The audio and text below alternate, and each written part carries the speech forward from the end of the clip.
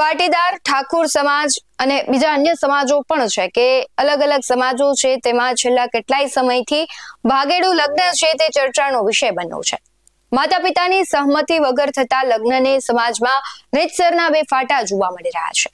લગ્ન સમયે માતા પિતાની સહમતિ ફરજિયાત કરવા વાળો એક વર્ગ છે એ માંગણી કરી રહ્યો છે કે માતા પિતાની સહમતિ હોવી જોઈએ, જ્યારે બીજો એક વર્ગ છે એ એવું કહી રહ્યું છે કે આપણે બધાને બંધારણમાં એક સ્વતંત્ર અધિકાર આપ્યો છે કે અમુક ઉંમર પછી આપણે જીવનસાથી પોતે પસંદ કરી શકીએ અને આપણા જીવનના નિર્ણયો આપણે લઈ શકીએ।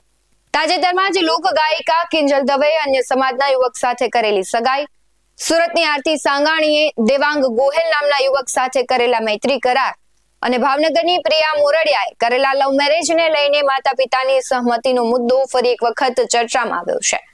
પરંતુ ઠાકોર સમાજ દ્વારા જે નિર્ણય લેવામાં આવ્યો છે, જે બંધારણ ઘડવામાં આવ્યું છે, તે આજે ચર્ચાનો વિષય બન્યું છે। નમસ્કાર, ગુજરાત BS9 TV ન્યૂઝમાં આપની સાથે હું ભગવતી વિશાવડિયા। વાવ-થરાદ જિલ્લાના દિયોદર તાલુકાના ઓગળથડી ખાતે પાટણ, બનાસકાંઠા અને વાવ-થરાદ જિલ્લાના ઠાકોર સમાજના આગેવાનો અને સમાજના હજારો લોકોની ઉપસ્થિતિમાં વિશાળ બેઠક યોજાઈ, જેમાં સમાજ માટે એક મહત્વપૂર્ણ બંધારણ જાહેર કરવામાં આવ્યું। ખાસ વાત એ રહી કે આ મંચ પર ભાજપ અને કોંગ્રેસના આગેવાનો રાજકારણ ભૂલીને સમાજના હિત માટે એક સાથે જોવા મળ્યા। આ બેઠકમાં હજારોની સંખ્યામાં સમાજના લોકો ઉમટ્યા, સાથે જ ઠાકોર સમાજના સામાજિક સુધારા, ખર્ચાળ પ્રસંગો પર નિયંત્રણ, વ્યસન મુક્ત સમાજ અને શિક્ષણના પ્રસાર માટે બંધારણ અમલમાં મુકાયું। આ બંધારણને સાંસદ ગેનીબેન ઠાકોર દ્વારા સત્તાવાર રીતે અમલમાં મૂકવામાં આવ્યું। જો કે ગેનીબેન ઠાકોર દ્વારા બંધારણની ઘોષણા કર્યા બાદ ગેનીબેને કહ્યું હતું કે આ 16 મુદ્દાઓનો જે ભંગ કરે તો સગા ભાઈએ પણ ભાઈના પ્રસંગમાં હાજરી ન આપે। સાથોસાથ ગેનીબેને જાહેર મંચ ઉપરથી ખોડો પાથરી માંગ કરી કે સમાજમાંથી બધી જે બદીઓ છે તે દૂર થવી જોઈએ અને ઉત્તર ગુજરાતના ઠાકોર સમાજ માટે સદારામ ધામ બનાવવાની જાહેરાત પણ કરવામાં આવી। ગેનીબેન ઠાકોરે 1 વીઘા જમીન આપવાની જાહેરાત કરી છે, જ્યારે ભાજપ અને કોંગ્રેસના અન્ય આગેવાનોએ પણ જમીન આપવાની પ્રતિબદ્ધતા વ્યક્ત કરી। સાથોસાથ આ મહાસંમેલનમાં પહોંચેલા ગાંધીનગરના ધારાસભ્ય અને ક્ષત્રિય ઠાકોર સેનાના અલ્પેશ ઠાકોર છે, તેમણે પણ સમાજના બંધારણને વધાવ્યું અને સાથોસાથ સમાજને હાકલ કરી કે બંધારણના અમલ માટે સૌપ્રથમ સ્ટેજ ઉપર બેઠેલા આગેવાનોએ શપથ લેવા જોઈએ। તો અલ્પેશ ઠાકોરે કહ્યું કે વ્યસન કરનારાના ઘરે દીકરી ન આપવાની કડક અપીલ કરું છું, જેથી બીજાનું ઘર ન બગડે। ઠાકોર સમાજ દ્વારા જે નિયમો બનાવવામાં આવ્યા છે તેની વાત કરીએ તો સૌથી પહેલો નિયમ છે મૈત્રી કરાર અને ભાગીને પ્રેમ લગ્ન કરનારને સમાજે સ્વીકારવા નહીં અને તેને સમર્થન પણ ન કરવું। સગાઈમાં પુરુષ અને મહિલા મળી 21 વ્યક્તિએ જ જવું, તેનાથી વધારે વ્યક્તિઓ સગાઈમાં જઈ શકશે નહીં। સગાઈમાં નાળિયેર અને 1 રૂપિયો આપવાનું રહેશે, 1 જોડી કપડાં લઈ જવા, વર્ષમાં 2 માસમાં જ લગ્ન કરવા, સાથે જ વૈશાખ સુદ એકમથી પૂનમ સુધી અને મહાસુદ એકમથી પૂનમ આ દરમિયાન જ લગ્ન કરવાના રહેશે।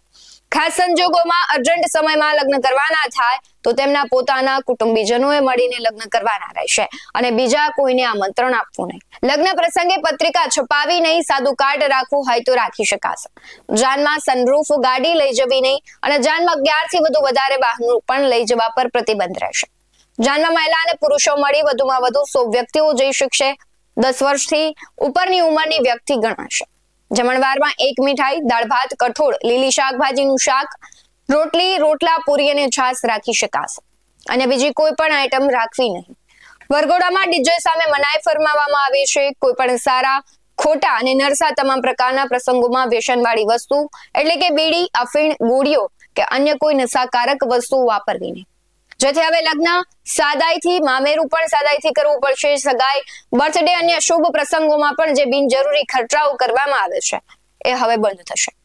આ પ્રસંગે આવેલ તમામ પ્રતિક્રિયાઓ પર પણ નજર કરીએ।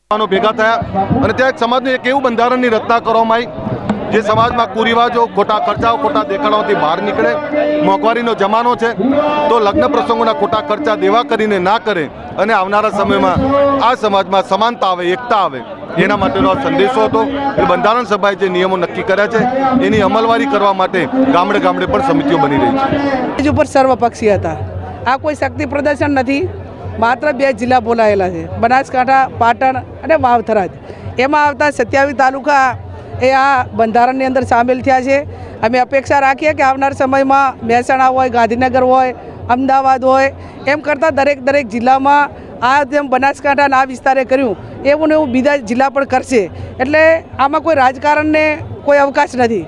એ એમનો વ્યક્તિગત વિષય છે. જે એમની વિચારધારા પ્રમાણે જે કરવું હોય કરી શકે છે.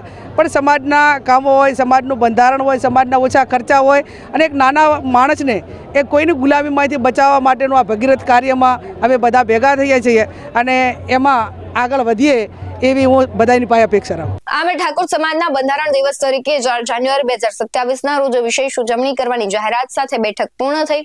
પરંતુ રાજકારણથી ઉપર ઉઠીને સમાજ સુધારાના સંદેશ સાથે ઓગણની આ બેઠક ઉત્તર ગુજરાતમાં અને સમગ્ર ગુજરાતમાં આજે ચર્ચાનો વિષય બની છે. હવે આજે બંધારણ તૈયાર કરવામાં આવ્યું છે તેના વિશે તમારું શું માનવું છે અને સમાજોએ પણ આવું બંધારણ લાગુ કરવું જોઈએ કે નહીં તે કમેન્ટ બોક્સમાં જરૂરથી જણાવજો. બાકી આવા જ વધુ અહેવાલો સાથે ફરી મળતા રહીશું. તમે અમારી YouTube ચેનલને સબસ્ક્રાઇબ કરવાનું, અમને Facebook અને Instagram પર ફોલો કરવાનું ભૂલશો નહીં. બાકી અમને અપડેટ્સ મેળવવા માટે આપ જોતા રહો OBS 9 ન્યૂઝ. નમસ્કાર.